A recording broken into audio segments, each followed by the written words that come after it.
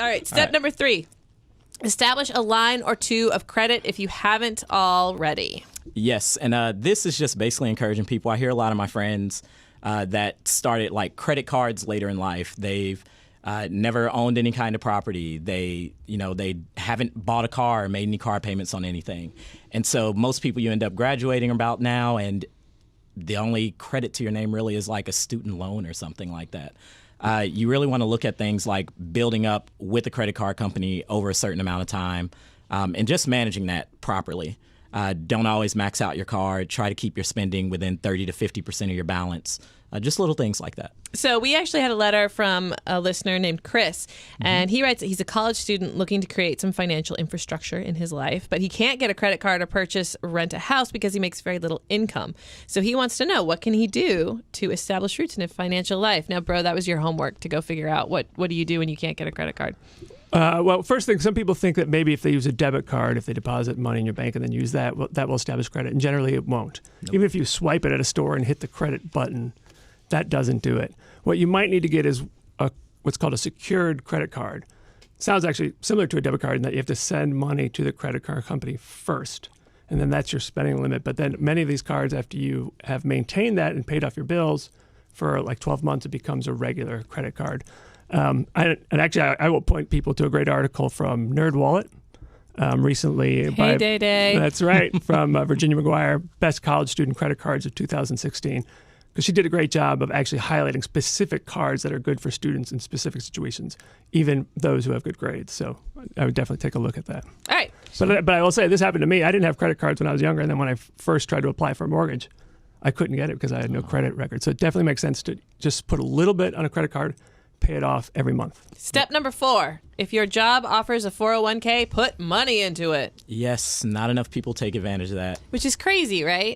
It is crazy when you think about it. It's pretty crazy when you think about it. Just make sure that, not to use a cliche term here, but don't leave money on the table. If your job is saying that they will match, say they're matching 7%. 7% of for, I don't know, what's average? Yeah. Do you know? The average is 50 cents on the dollar up to a contribution rate of 6%. So I knew bro would know. I knew I could look at it. You put in 6%, the company throws in another 3% for a total of 9%. And then you're good. Yeah. Yep. Just don't leave that extra 3% on the table. So if it comes down to even paying off student loans or paying off high interest debt, do you still put the money into your 401k? Student loans, yes. Credit card debt, it really depends on how big it is and the interest rate.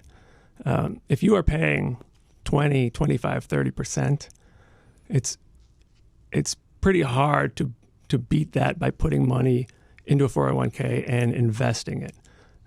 Plus, there's the psychological value of just getting rid of the debt. Right. Do everything you Off can your to get rid of the back. debt, then start new. Step number 5, increase your financial literacy. Learn. Johnny, you have a favorite book that you wanted to recommend. Yes, there's this book called How to Invest $50,000 to $5,000, I believe is the name. There's other things tied to the end of that. But I can give you the whole title. Oh, yeah, rock on. How to Invest $50,000 to $5,000, the small investor's step-by-step plan for low-risk investing in today's economy. Boom. That book. I don't know how you didn't have the whole title memorized, but that book is kind of just a little bit of a it's a fun read. It gives you very good practical advice, and it's talking in terms of money that you can easily have on hand, even if it's something where you don't make a lot of money and you don't have a lot to set aside. The first thing it deals with is $50. You can squirrel away $50. Just try. Believe in yourself. $50. Johnny believes in you.